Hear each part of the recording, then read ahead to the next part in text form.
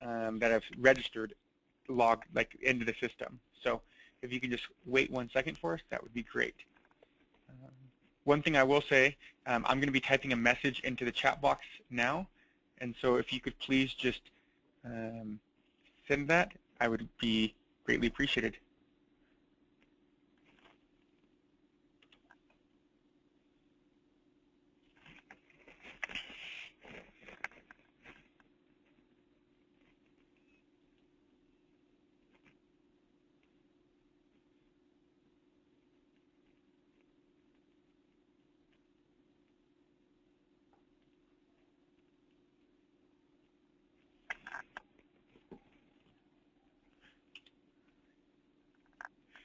So as you all can see in the chat box, it says in order to get an accurate count of how many people are here on the webinar, we would just like you to enter your name of your institution and the number of people that are listening, so we can get an accurate count of how many people are listening this morning.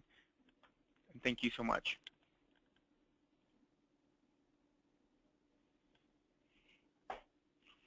Welcome, Amy.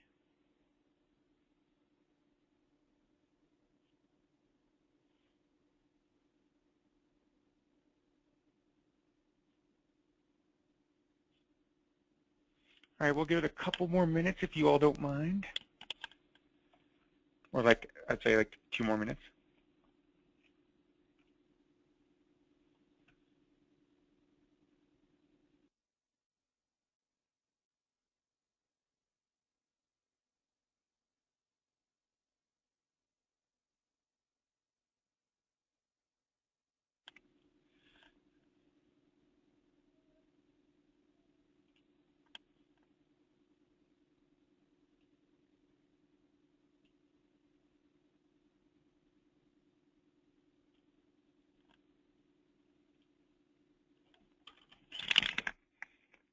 Thank you, Brett and Jeff, for 4 and 2.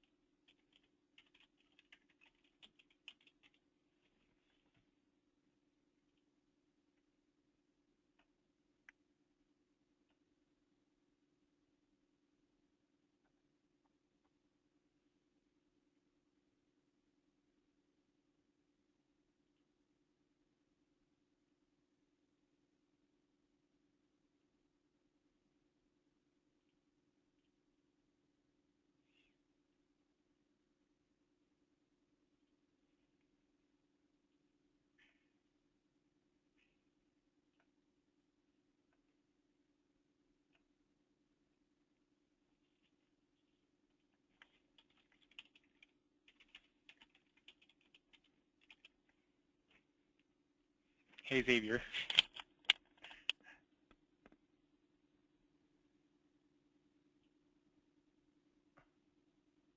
All right, Sarah, it looks like you just joined us. If you mind sending an email to the chat box button describing how many people are here representing your institution, we'll get started.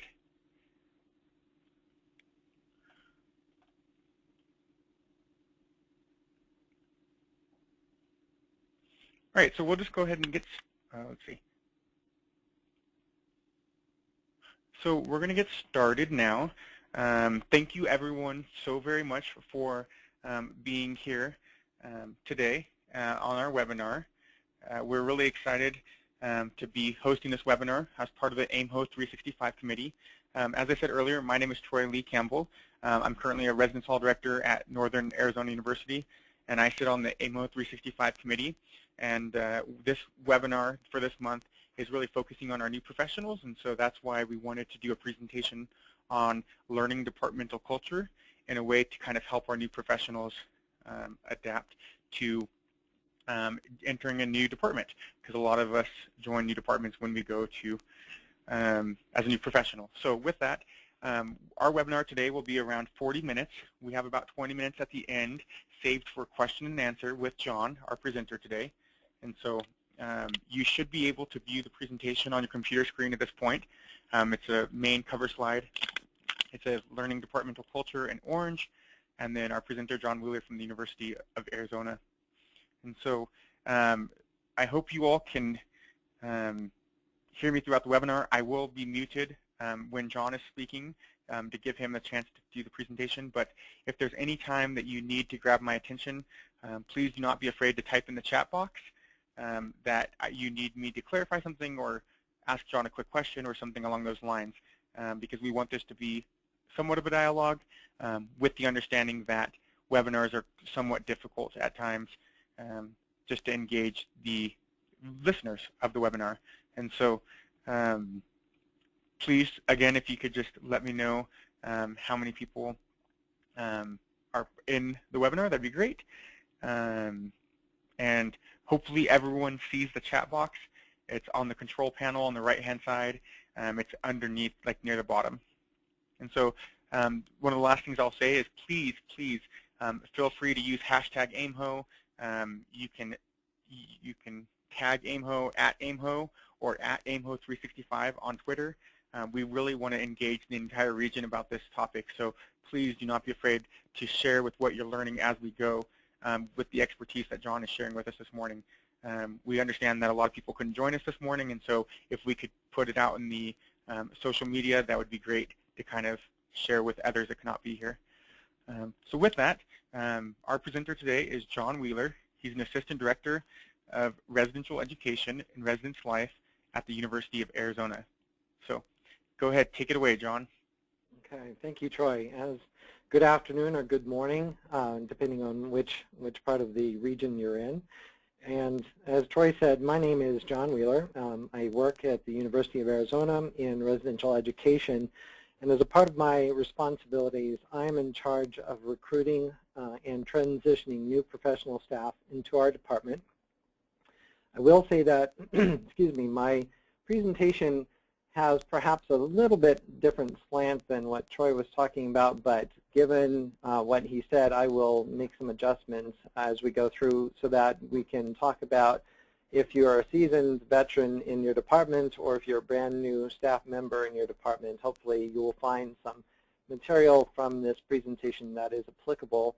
And certainly as you move forward in your time at your institution, hopefully what we talk about today will be something that you will take forward to potentially look at instituting at your within your department. So as a part of the effort that I undertake in recruiting and transitioning new professional staff into our department, and let's move to the next screen here. Okay, as a part of that effort, and with the assistance of a number of others in my department, we developed a new staff transition plan, or as it is also known, an onboarding plan for all new staff members in our unit. And so for future reference, I'll likely use the terms transition, transitioning, or onboarding interchangeably throughout this session. So a significant part of the onboarding process is the process of teaching new staff about departmental culture. And that's really what we're here to talk about, is both the teaching and the learning aspect of picking up what's new about a culture and assimilating or acculturating into that environment. One of the texts that we found particularly valuable in development of our onboarding process is Successful Onboarding, a Strategy to Unlock Hidden Value within your organization. If you are in a position where you're thinking about or have started the process of developing a transition program for your new staff, I would highly recommend this book if you're thinking about developing that process. And I would also be glad to be an assistant with or to assist you in that process if after this presentation that is something that you're interested in. So today we will be focusing on helping new staff learn, or if you're a new staff member, to learn your organizational culture. Specifically, I'll talk about how to effectively help new staff transition, or if you're a new staff member, to transition into your institution, to understand the perspective that new staff often have when entering a new organization and entering a new organization's culture. It's also important to understand how to uncover implicit cultural norms, understand also how to communicate performance values, and if you're a new staff member, certainly to understand what new performance values would be, and then understand the process by which you can develop or design a new staff transition program so that you can help your staff effectively learn departmental culture. So those are some of the items, and I'll try to hit on like I said, a variety of different levels so that this is germane to both new staff and to more veteran staff. Before we get started, I would like to know people's level of experience with transitioning new staff into their department or being transitioned into your department. So if you could respond to this question, that would be great. And the question is, does your department have a formal process for transitioning new staff into your departmental culture? Yes, no, or I don't know.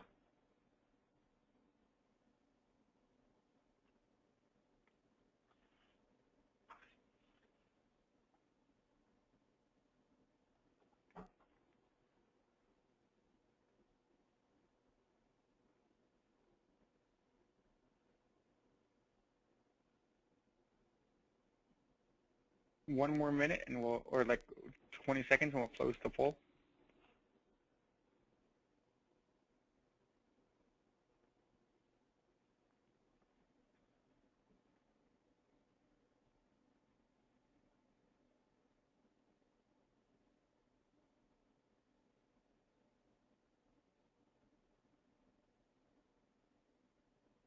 John, can you see the results? I cannot. I can see my... Okay, so we're at 44% yes, 44% no, and 11% don't know. That's what I call some parity. So good. So to a certain extent, there's about half of us who are familiar with it and half of us who are not. So that's a good level of knowledge in the room. And so hopefully some of the things I'll talk about might be a little bit of a refresher for those of you who have programs of transitioning new staff in.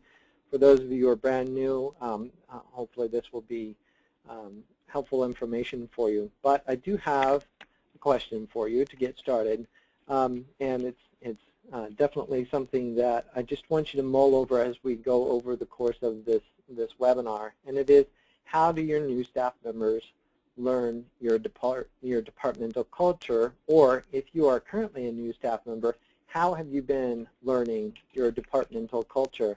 It may be stating the obvious, but new staff members will learn a department's culture.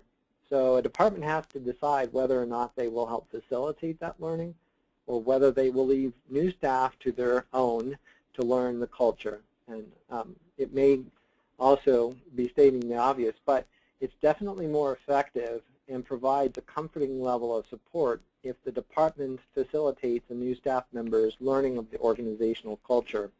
If right now an organization doesn't have a process by communicating its culture, new staff members also should understand that their learning of the culture will speed their comfort level and will speed their effectiveness as new staff members if they begin that process of actively seeking out and learning what it is to be in that department and learning that department's culture.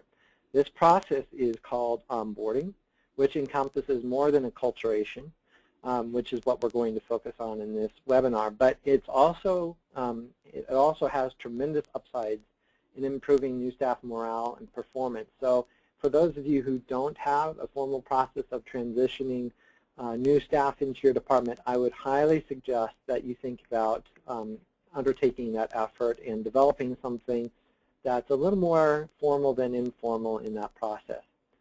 So again, looking at this question, is your culture taught or learned through osmosis, right? So when your culture is learned through osmosis, when new staff members learn things through osmosis and not in some formal or intentional way, new staff members will learn the unwritten rules of the department through making mistakes, which then obviously leads to a higher level of frustration and leads to subpar performance. Nobody likes to be the one who makes the mistakes, but inevitably, if there's not intentionality behind helping new staff understand the environment that they're in, mistakes will be made, and at some point, the new staff members will begin to understand the environment and the lay of the land and the culture, and those mistakes will diminish and their effectiveness will rise. So what I'm proposing is that the sooner that new hires learn the unwritten rules of their organization, the sooner they can make a positive impact in the department, and the sooner they feel effective in their role. So before we get into how to either one, teach new staff about their culture, or if you are a new staff member, how to go about learning your new culture, let's talk about what that new hire perspective might be. So for some of the folks who are participating in the webinar, it may have been a while since you've been new. So it's not surprising that your memory of being new might be a bit rusty, but it is important to reflect on what that experience was like. And if you are new, it's important for you to be able to provide your department with your perspective on what it is that you experienced in the first 3, 6, 9 months of your employment at your institution. Also, gathering a new hire's perspective from multiple people will help a department more fully focus on what they need to communicate to new staff as they transition into the department. So it gives a full picture or a full perspective of the variety of different experiences that new staff had, which will inevitably allow a department to be more holistic in their planning and implementation of some formal transition plan. So let's look at the common, common issues that new staff members experience in their first year of employment. And if you are a new staff member, I would like you to think about, is this something that you're experiencing yourself? So here are some of the questions that new staff members have. What is the department's lingo? Even within a profession that is very partial to acronyms, each department has its own language. And for example, in the process of developing a jargon list, which is one of the steps that my department took, so that we could provide that to our new hires, we came up with 2 pages of terms that were specific only to our department. And so obviously the language that seasoned professionals within the department speak is filled with acronyms, jargon, all sorts of different terms, and sometimes technical, sometimes just out of practice, that new staff don't understand, and seasoned staff often don't take the time to help their new staff understand what those terms might mean. So that's a question that new staff members often have. They also have a question about what are the informal ways that decisions are made. So who gives people permission to make decisions? Who are those gatekeepers? What does a supervisor need to approve in terms of decisions? How many facts are needed to, quote unquote, sell a decision? These are some of the things that new staff members are paying attention to and are keenly aware of in the first few months of their tenure at an institution. Also, they're looking at what are the common, or not common, what are the communication norms and practices of the department. So for example, how many and what kind of day-to-day decisions need to be shared with others? Or is the department email heavy in their communication? Does there need to be a communication trail, or is a casual conversation sufficient? And again, remembering that if these are not issues or specific, if a department's not intentional about communicating the answers to these questions, these are ways of behaving that new hires have bringing in with them. And if it violates departmental norms, then that behavior sticks out like a sore thumb, and the new staff member feels either awkward or ineffective or just not as productive as they would like to be. Another question is, how do ideas gain traction? So is there a formal process for bringing ideas forward? Do ideas need to be vetted through a supervisor first? Is brainstorming an accepted or normal process, or do ideas need more information in order to be before those ideas are voiced? Another question, very important question, is the who's who. So who are the important decision makers? Who needs to be impressed? Who are the people that a new employee needs to develop a good relationship with? and what's important to the leaders of the department. So if you're a new staff member, and I'm talking specifically to you folks now, those are questions that you should begin to perhaps ask intentionally of your supervisor. Those are questions that you can ask. If you're uncomfortable in asking that of your supervisor, you can certainly ask your colleagues, your peers on the same level as you are currently.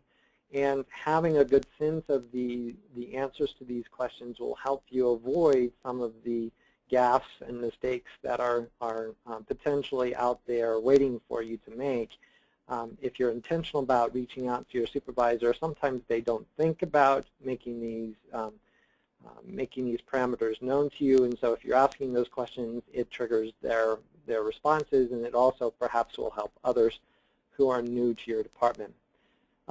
Obviously, the who's who question is a pretty substantial question, and it's one that in our department, as we were coming up with a formal process, we spent time deciding who it is that we needed to introduce our new staff members to. Who did we need to set up lunches with? Who did we need to make sure was present during our formal training process? And make that a process by which the important staff member, if you will, the who's who staff member is there to help ease that conversation starter or help ease that transition to say, please come talk with me if you have questions. This is what I can help you with. Another question is, how are disputes moderated? So inevitably, staff members sometimes reach a point of impasse. And so how do new staff members get past this point of conflict? What are the accepted means of resolving conflict? Who are the final arbiter of disputes? Would that be a supervisor, or are you left to your own to make your way through whatever disagreements you might have? Also, one of the big questions is how does the new staff member manage up? So do you need to constantly update your supervisor? Or what decisions need to be made jointly? Or what decisions need to be made solely by the supervisor? It's a big question that oftentimes is one of the more salient questions in new staff members' minds, is how do I effectively work with my supervisor? If you are a supervisor in the room, that is an important aspect of the transition process. If you want to make your new staff members feel at ease much quicker, that would be an answer that you would want to provide to your new staff.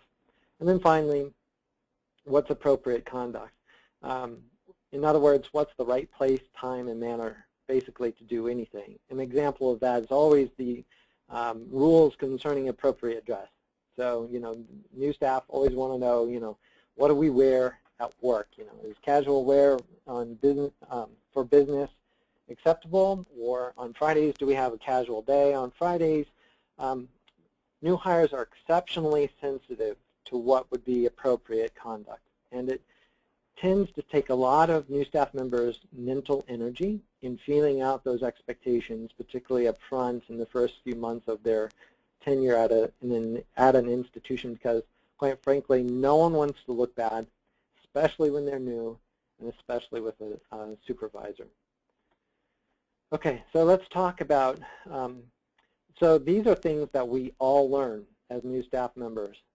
And if you are a new staff member, this is something that your supervisor went through when first new at your institution. So they do have some memory of that, but that memory does tend to fade very quickly, and people begin to assimilate and acculturate into an environment and begin doing things very unconsciously that meet the department's expectations and norms.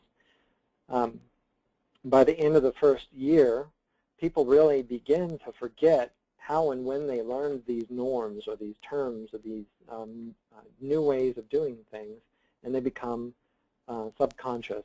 And I will take a quick pause here. If anything I'm saying throughout the presentation creates or causes you questions, I'm more than willing to answer any questions in a moment, so you can add that to the chat box. I will also have time at the end. We'll take about 40 minutes in total for the presentation, so there will be time at the end to ask questions, but feel free to ask them now as well. So departmental norms are something that, you know, you may be familiar with the term norms, but just to make sure that we're all on the same page, norms are the unwritten rules that convey the correct way to think, perceive, and feel in relation to accomplishing the work of the department.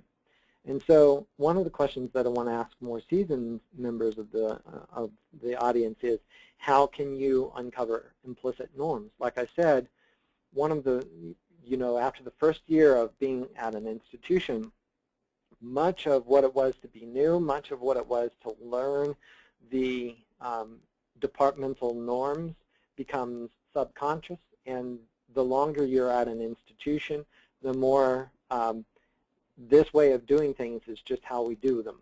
You know, that tends to be the response. This is just how we do things here. But when you're thinking about helping new staff members learn the departmental culture, it's important that the organization begin the process of uncovering and understanding its norms.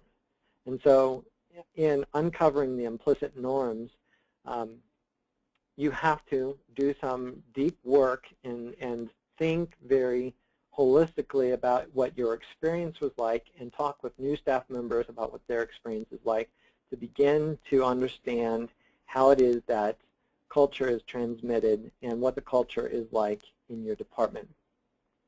One of the ways that you can uncover your cultural norms is by conducting a cultural audit.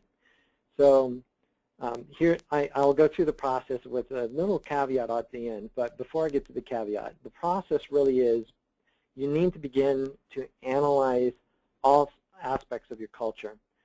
Be sure to think broadly about your culture. You want to be holistic in your analysis. So you want to capture, what are the common behaviors, what are the common practices, unifying assumptions that exist within your department. You could also go through the process of analyzing your written data. So for example, what does your mission statement say about your culture? What does your vision statement say about your culture? Or perhaps even more telling would be the stated values of the department. Say a lot about what the culture of that department is. You also might want to look at what's contained in your job descriptions, or even to the extent of what positions do you have within your department. Budgetarily, people make decisions on what's most valuable to them and what's most salient to them at the moment, and how they contribute to the institution. So the types of employees, their job descriptions, what they do in their day-to-day work says a lot about the culture of a department. And finally, in terms of you know, even backing that wheel up a little bit, you can even look at, what interview questions do you ask your candidates? What does that have to say? And if you are a new staff member, what were the interview questions that you were asked?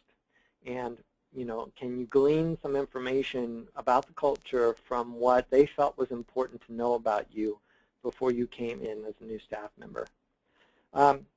After you have analyzed written data and have kind of really thought holistically, you'd want to conduct surveys and focus groups of all levels and categories of staff. This is if you're doing a formal cultural audit. Sometimes a formal cultural audit is not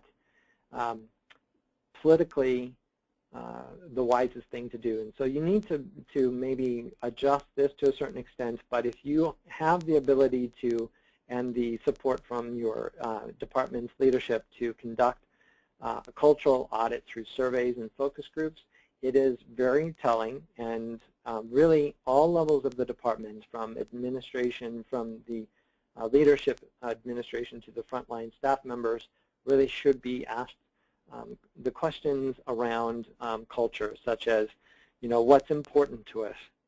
How would you describe our culture? Or what is the department's unwritten rules? Would be, you know, perhaps 3 simple questions that you can ask all of your staff, and you're gathering all of this information from your staff, and make sure that you capture that information in some form or fashion. You would also want to consider involving important external partners. the folks that you work very closely with, and asking them some very similar questions. Again, like I said, there is a chance that this is not going to be universally supported by the administration or by the leadership of the department. So you want to make sure that you are on solid ground before you proceed. But important external partners have the ability to share with you what their perspective is on the departmental culture. Again, it's more information that then you can use to analyze the results, to come up with a sense of what it is, a full understanding of what your culture is, whether in practice, not necessarily always in writing, but certainly in the day-to-day work, what your culture is like. Finally, again, the caveat is, please be sure that you understand the lay of the land in terms of whether or not a cultural audit would be appropriate. In our department, our first effort in developing a sense of our culture, we felt that it would probably be better if we did an informal process, and so we pulled together a small committee that went into depth about our organizational culture, and then we validated what we came up with through talking with specific staff members who we felt had a good understanding of our department's culture. Since then, we've undergone a more formal cultural audit, but the initial effort proved effective in helping us explain to our new staff what we were all about in realistic, honest terms. If you're a new staff member, you can begin to ask many of the questions that I just went through of your staff, of your supervisor, of your colleagues, of your peers, and get a sense from them what their perceptions are, which will give you a good sense of what the culture is that you've just found yourself in. So it is, while it is politically sensitive at points, even in the most sensitive culture, you still have the ability to undergo some form of testing or questioning folks in the department to be able to get to a good sense of what your culture is like. So, quick poll. Have you or your department engaged in any form of cultural audit, formal or informal? Yes, no, or I don't know.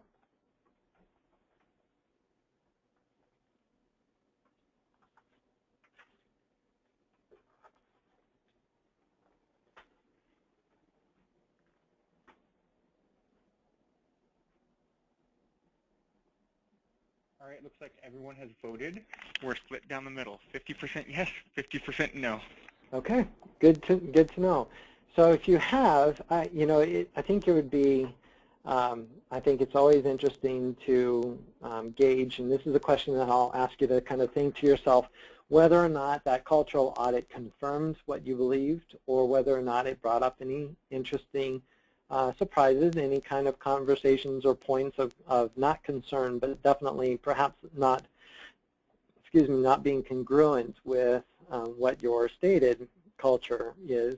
Those are the dicey areas. Those are the areas that might be a little risky politically. So again, it's something to think about, but it's definitely one of the best ways to uncover what your culture truly is.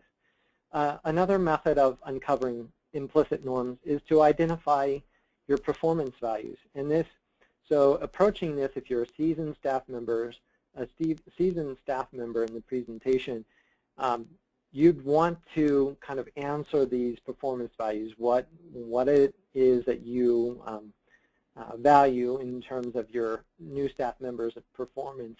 And if you're a new staff member, you want to be able to get these answers from your supervisor. You want to get these answers from someone who would be definitely in a place where they would be setting those performance values. So in looking at performance values, there are a number of categories.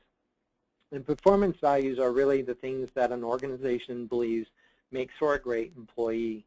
And some of the categories would include personal manners. So a question you could ask is, what behavior is considered acceptable? Harkening back to that earlier question of what's acceptable and time, place, and manner to do pretty much anything. What represents excellent performance? Here's an interesting point, and for both the cultural audit and performance values, any change in leadership will likely change performance values, and it will definitely have the potential of changing the culture of a department. And so when a new director comes in, or even when a new supervisor comes in, this might be a good exercise for all staff to undergo. But productivity and work pace, so what's expected in terms of output? How fast do you need to work? And here's an essential question to answer. What does work-life balance mean? What does that mean for the supervisor? What does that mean for the director of the department? What does that mean on kind of a holistic departmental perspective? And that will help the new staff member understand, okay, this is valued, is taking all of my vacation and making sure that I use all of my vacation within the year is important here. That's something that I can feel free to do. If coming in at 8 o'clock in the morning after I've been on a duty call until 2 o'clock in the morning is important or expected, then I know that I want them, I will need to have to get up and get going and be in the office at 8 o'clock. These are questions that need to be answered. Also, priorities. What is the most important thing to the organization or to the supervisor? What's the second most important thing, etc. Interaction is another question. So how are people expected to treat one another? Is there a strong sense of competition? Is the department much more supportive and nurturing? Is it a harmony-based department, or is it a department that is open to and enjoys the process of debate in order to uncover all of the ideas that are on the table? And how do people learn to work together and socialize and get beyond perhaps the workday kind of experience? Finally, with the process of going about your work is also an important question. How hierarchical is the organizational culture? How many layers of approval do you need to go through for a decision to be made, or is it you are free to make this decision and run with it? Are people, and backing up, how are people expected to communicate? Again, do you need to document quite a bit of your work, or is the more casual conversation what is accepted or perhaps valued over the more formal documentation? Finally, response. So when surprises come up, how are they handled? Is it all hands on deck, or is the response more calm and steady? Is your department more proactive or reactive? And so those are some of the questions that in your performance, in the performance values, if you're a seasoned staff member and you have answers to that and you provide those answers to your new staff, that frames a lot of how they're going to go about their daily work. If you're new to your department, asking those questions and getting clarification on those questions will help you frame how to make the decisions about how you go about your work. Let's talk a little bit about developing a system to teach new staff members about your culture. So this is definitely geared for folks who are more seasoned, but if you're new to your department, the effort to develop a transition process in my department was a grassroots effort. There was a need seen, and staff members from all levels came forward to say, can we make this come to fruition? And then we got buy-in from the administrators of our department, the leaders of our department, and then progressed forward. So you can, if you do not have a transition process, these are some of the things that you could think about in moving forward. And definitely getting the book that I talked about at the beginning of the session is a good first step as well. But in setting up the process, you want to think about a few things. First, you want to think about how honestly you can communicate your culture to new hires. And it is critical to be able to think about what it means to be able to honestly reflect what new hires are going to see. Because new hires will see immediately incongruencies from what is said to what they're experiencing. And so if you can't be honest, it's important to really talk about how you're going to provide this information to your staff members. In a lot of ways, we're not perfect as people, and definitely departments are not perfect as departments, because departments are made up of people. So there are going to be things that perhaps are not perhaps the shiniest part of our department, but those are still aspects of your department that are important to be able to communicate to your staff members. It's also important to remember that you need to take a step back and look at your department from that unvarnished perspective. Really take a deep look at your culture to understand it thoroughly, to be able to make some decisions about how you're going to teach your new staff members, what they're going to experience in their time in your department. So here's the steps that are suggested for developing a system to teach culture. One, you want to make sure that you're using simple language that new hires can understand. Again, if you have acronyms or shortened statements, you'll need to think of how to rephrase those statements or how to make explicit what those acronyms mean, and then revisit those definitions early and often. You want to provide examples of how your culture plays out in everyday work. So if you were thinking about what's important to the department, how does that translate into the workaday life of your new hire? How often will they need to pay attention to this value?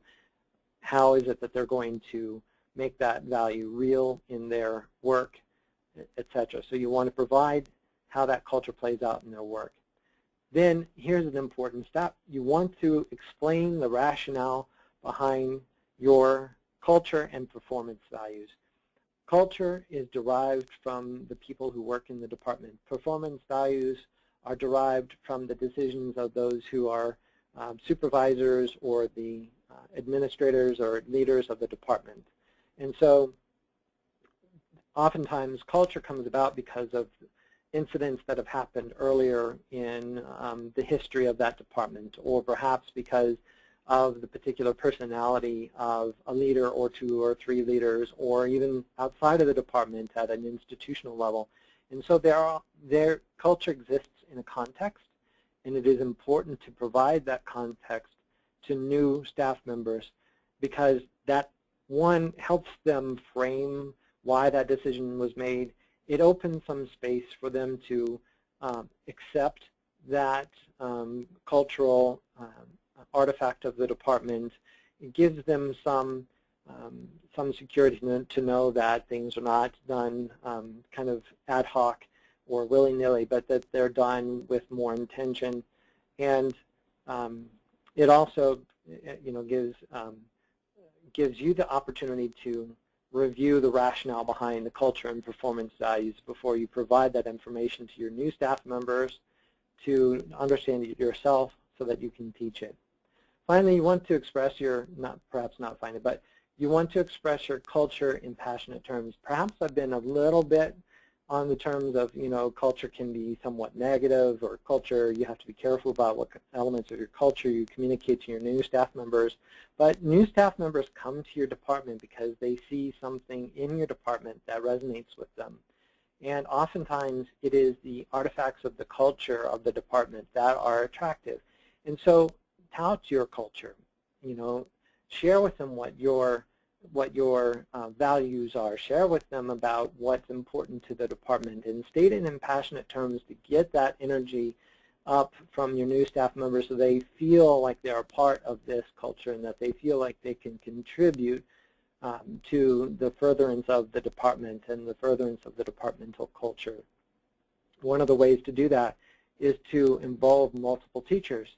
So obviously the supervisor plays a significant role in helping new staff acculturate into the department. But if that work is spread out across various levels of the department, from peers to upper administrators to the supervisor, of course, to frontline staff, those are opportunities for new staff members to connect on an individual level with those teachers of the culture and to get multiple perspectives about the culture, which will enrich their understanding. Finally, as a supervisor, as the folks who are going about the process of teaching culture, you want to check for understanding, and you want to reinforce the cultural message. So you want to come back 3, 6, 9 months into the tenure of the new staff member to see what they understand, what they perhaps don't understand. Make sure that you're checking for checking their sense of what it is that the culture is, and revisit why that might be. But definitely, this process of acculturation is a long-term process. We see it occurring from the date that you hire them or offer them the job and they accept, all the way through the first year of their employment. That's really the scope that the transitioning process and the learning process occurs, and so it should happen across that broad spectrum.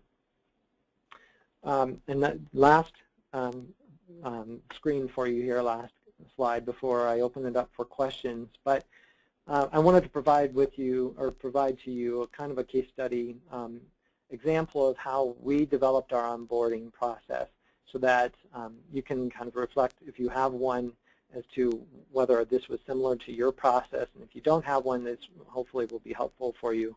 But we conducted research on onboarding, and definitely the book that I mentioned was a very helpful tool, but we also spoke with other departments that had onboarding elements and understood what it was that they did. And so we got a good understanding of what it means to transition staff into a department. We pulled together a cross-functional team, many layers of the department, many various individuals in different units of the department to sit on the team. We identified the culture as well as the business practices that we wanted to convey to our new staff. We designed communication mechanisms. So for an example, we developed a transition manual.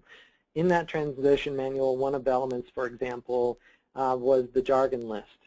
And after we developed the transition manual, we revise it yearly, and we turn it into a PDF, and we send it to our new staff members shortly after they accept the offer for the job, so that it talks about our department, it talks about our institution, it talks about the city that our institution is in. And so it begins to get them excited and gives them information that they can digest in smaller bits, definitely before they hit their first day of work. But again, remember that the communication mechanisms span from job offer to the end of year 1. So as a process, a part of that communication mechanism, we designed a training process to deliver our message. And some of the elements of that training process would include checklists. Those checklists are placed on a calendar, and it's not your academic year calendar. It's not on a, in July this is what you do, in August this is what you do. It's actually on a calendar of when you've offered a position to a new hire to the point that they've finished their first year of employment. And we develop checklists that multiple individuals have responsibility for in accomplishing those tasks with each new hire. So obviously, as I said, the supervisor has a significant level of responsibility for those checklists. Many of the items come from the supervisor. But we have buddies for our new hires, and that would be an example of buddies have their own checklist, or there might be administrators in the department who have responsibilities on the checklist. And the checklist is managed by one of our administrative assistants who helps me with the process of getting this information out to the various people in a timely fashion to be able to have these conversations with new staff members. Finally, we followed up with an assessment process, and we use this assessment process yearly in order to understand the experiences that our new staff have had and asking them for feedback on how we can improve their experience so that we can tweak our process for the new year's worth of new staff who come on board. This process was developed over the course of about 9 months, and we backed it up far enough so that we could meet the timeline by which most of our new staff would be coming on board, which we wanted to be done with the process and have it completed by middle of April, because that's when the first job offers would be going out. So that gives you kind of a brief case study on the process that we utilized in order to develop our transition plan. So as I said, last slide, I hope this has been helpful for both seasoned staff and for new staff. I will be making this presentation available to anyone who is interested in it. And you're more than welcome to, and I realize I didn't include my contact information, but absolutely you're more than welcome to contact me. I'll answer any questions or give you any feedback or talk through the process in more detail if you have any questions specific to bringing this experience to your campus. But at this point, I'll open it up to any questions you might have. So we had a question earlier from Amy asking about the book. Hopefully you all got that in the chat box related to the book that we mentioned earlier. But are there any other questions that you all have for Jon? Please put them in the chat box or just ask the question, because I can see them here as well.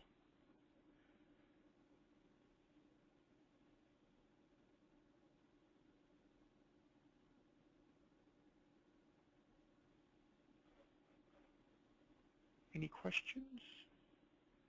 I did such a great job that that I don't have any questions. I agree. It was an excellent job. So I can say really quickly, my contact information is Wheeler, which is my last name, W-H-E-E-L-E-R, at life, L-I-F-E, .Arizona, spelled out, .edu. And I would be glad to respond to any questions you have.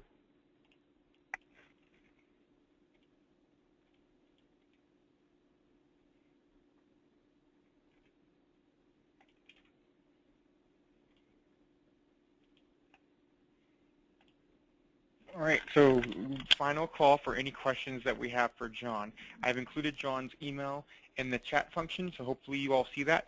But if you all need more information, or once you get back to your campus and talk with a group of people that joined on the call, please have them email me or Jon directly if you have his email address there, to make sure that all of the questions are answered. I can be a conduit for Jon because you all for sure have my email address, but I don't have to be. You can contact Jon directly. But again, I just want to say thank you, everyone, so very much for participating today, for listening in today. You will be able to receive the presentation via email, and so Jon is going to be able to share with us his PowerPoint, which will be great for us for the future. And then also, we did attempt to record the webinar, and so hopefully we can get Jon talking along with his slides in the webinar. And so if you would like a copy of that, please let me know. And the last thing I would like to say is in October, we have another webinar coming up. It's titled Working with Veteran Students to Support Their College Experience. That is going to be on Wednesday, October 15th at 12 o'clock Mountain Daylight Time, so same time that we did today. And so please just continue to pass the word on about our webinars. And thank you again so very much for your attention this morning. And thank you to Jon for leading us through this Learning Departmental Culture conversation, and everyone have a great week.